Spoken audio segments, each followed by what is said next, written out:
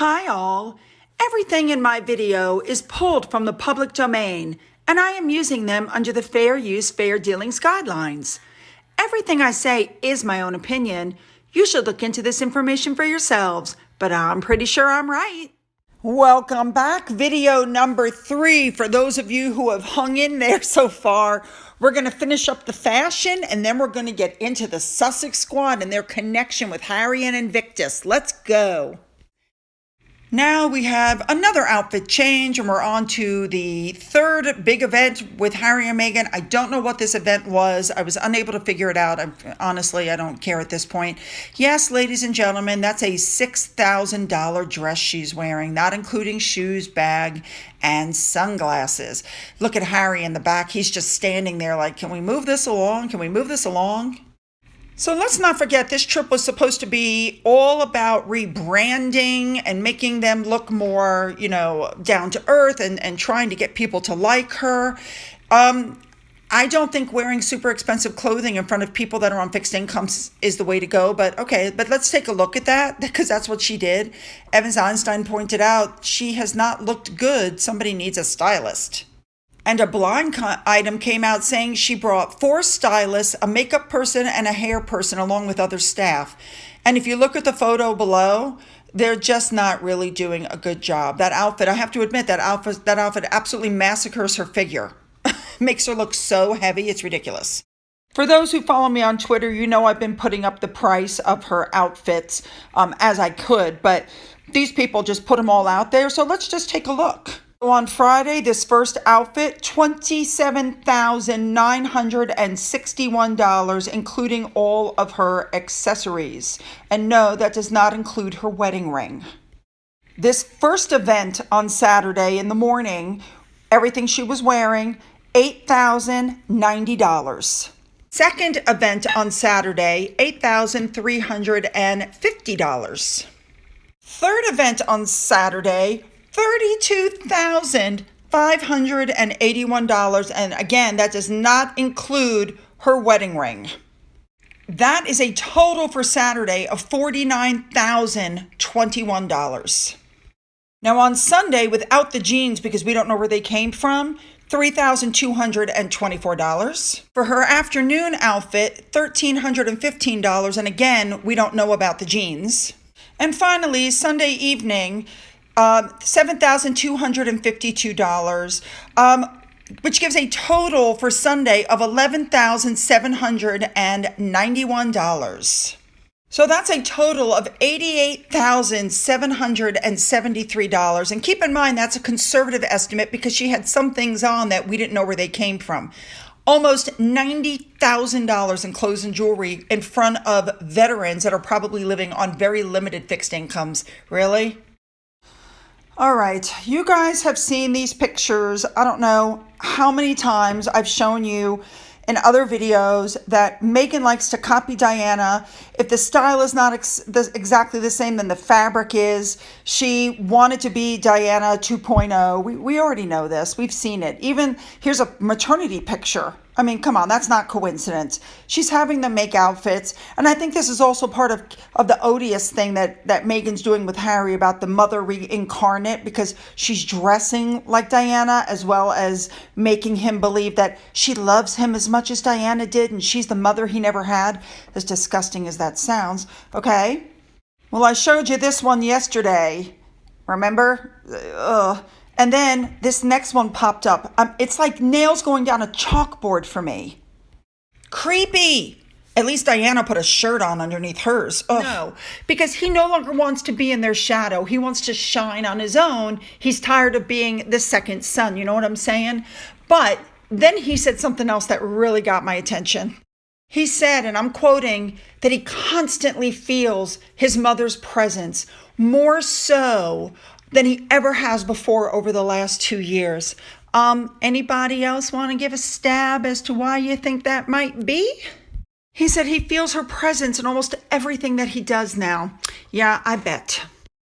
He also said he feels like Diana helped William and now she's abandoned William to go and help him.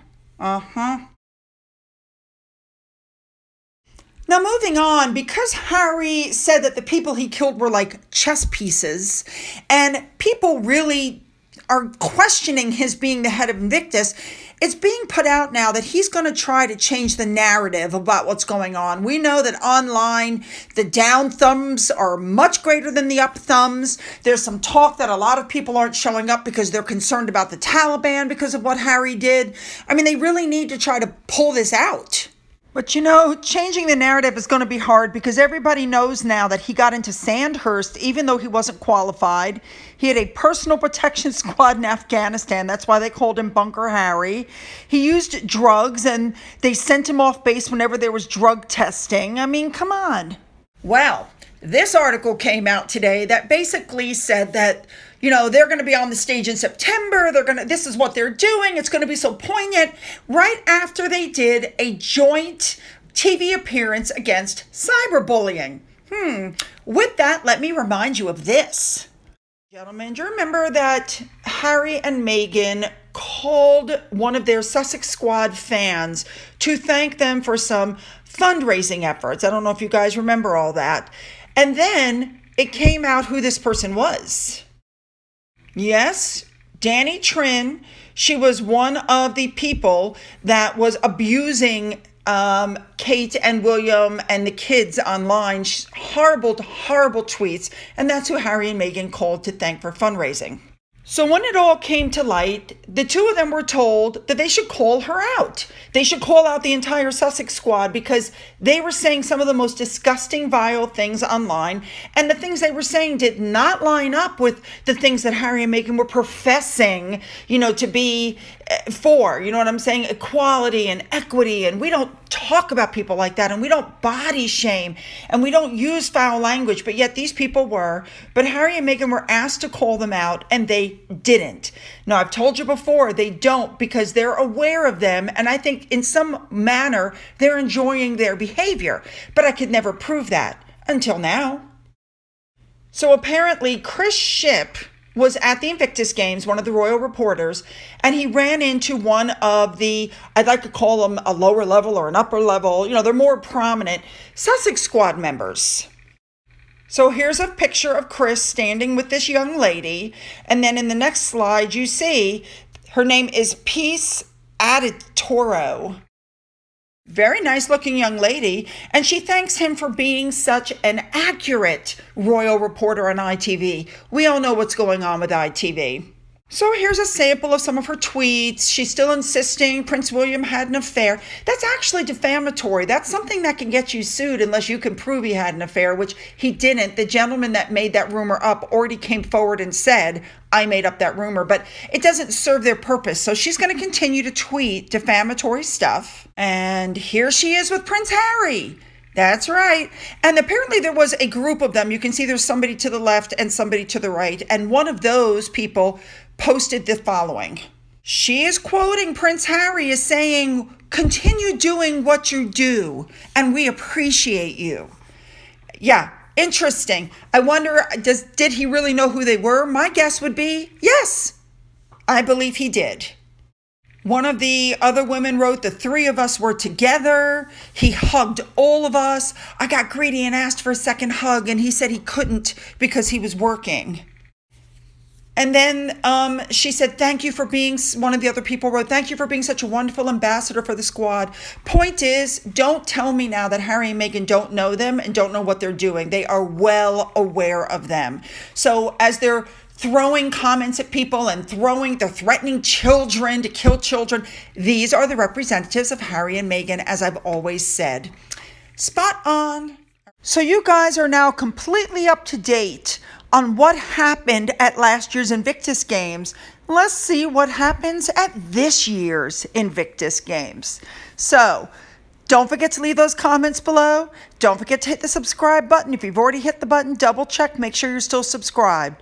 Don't forget to go into the description box to find links to my Twitter, my Getter, my Rumble, my email, my physical address. And for those of you who've donated to my coffee fund or through the thanks button, thank you so much. And as always, have a great day.